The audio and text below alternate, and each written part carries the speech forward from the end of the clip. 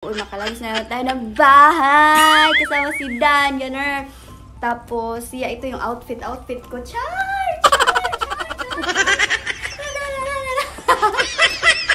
Masaya lang ako kay alis na lang ako.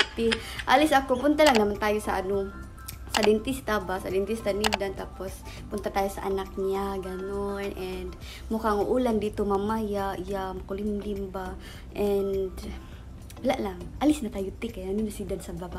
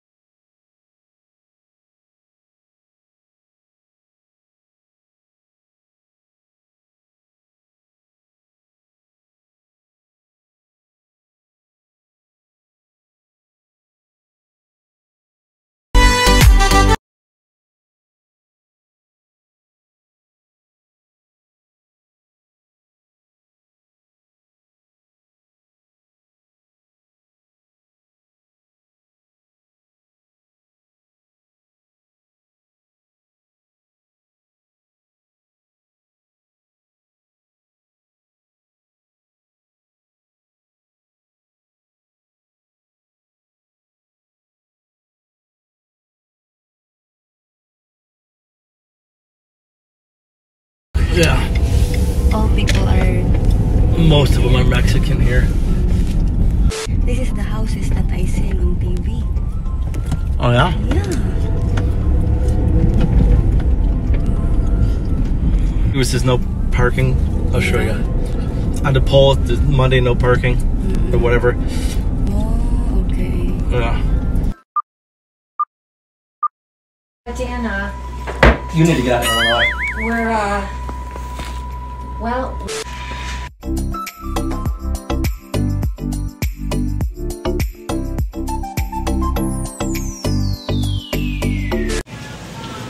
You like it? Yeah, go. No, I don't like. It looks like there's something in the mouth. Ew. Don't eat it. Yeah, I don't like to eat that. Ang pangit nito, tipuriagaba, Swiss daw to Swiss cheese. Ano si Danlit? Stan. I'm looking for you. Yeah, I know.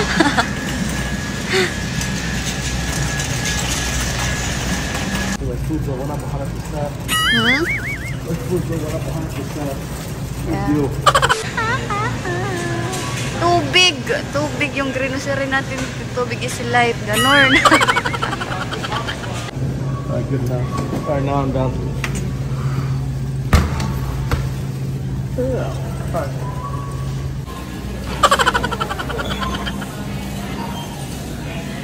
There you go.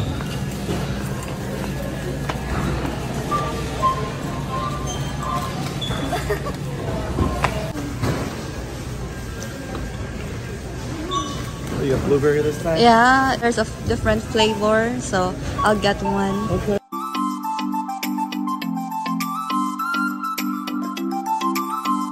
The next day. Hi, Te! Yeah, Char! It's another day, Char! Yeah. Gusto ko lang tapusin yung pa-char-char natin kahapon, tiba? Kay kahapon, hindi na ako naka-video-video. Kay gabi na kami naka-uwi ni Dan. Tapos basang-basa ako, te, pag-uwi, te. Kaya ang lakas ng ulan kahapon, te. Yeah, nung nasa groceryan kami, pag-uwi namin, te, buhos na buhos ang ulan, ganor. Tapos, yeah, gusto ko lang i-share sa inyo na may bago kaming miyembro sa family namin. Yeah, animal! Char! Animal.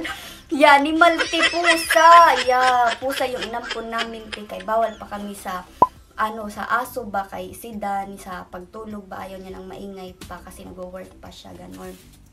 Tapos, pusa yung inampon namin, ti. Dalawa yung inampon namin, ti. Ang pangalan nila is, yung original name nila, babae tsaka lalaki yung inampon namin. Fork and Spoon, yung original name nila. Pero ngayon, yung pangalan nila is Pita, pati Kun, Si Kun, lalaki si Kun, yung breed niya is Siamese, pinangalanan ni Dan na Kun, kay mukha siyang raccoon, ganon. Tapos si Pitati, babae si Pitati, pinangalanan ni Dan na Pitati, kay Pita ba? Kay pain in the ass, ganon. Kay ayaw ting magpahawak ting ni Pitati sa amin, ng babaeng pusa, di ayaw niya, kaya sinabi nila, pangalan nito Pita, pain in the ass, char. Grabe ba kay ang mahal ng ang mahal mag-ampon dito tinang animal talaga. Nagulat talaga ako sa price ng mag-ampon dito tinang animal kay grabe Nalala ko doon sa dinaig pa pala yung tao pag mag-ampon sa probinsya ba sa amin, na compare ko siya.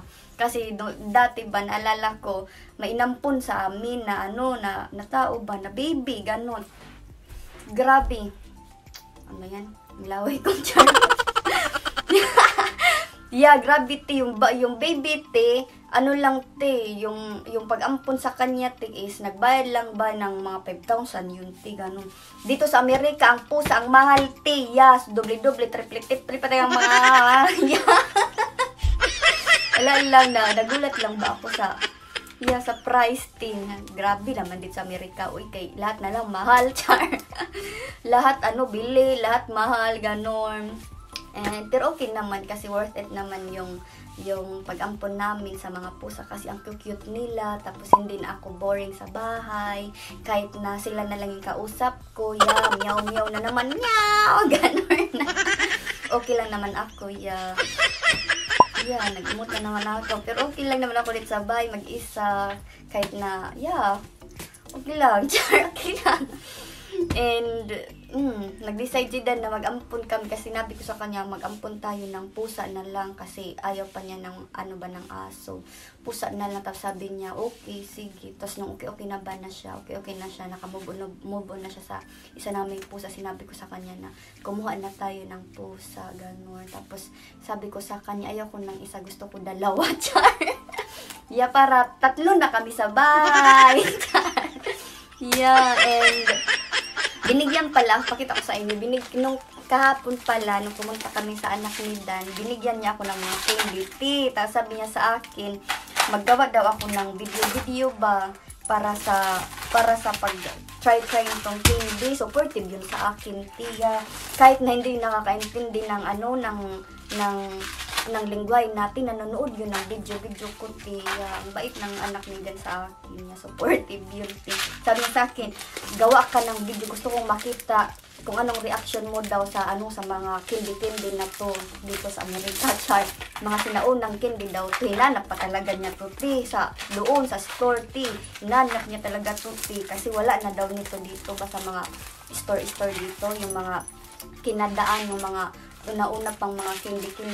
Sabi ko sa kanya, yung ibang dito candy, may ganito dito doon sa Pilipinas. Ito, katulad ditong TikTok, may ganito doon, diba? Pero hindi ako nakatry nito kay, diba?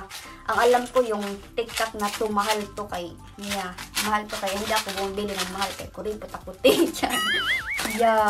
and i-end ko na ang video natin, sana nakatawa kayo sa video natin, char. See you to the next video, bye!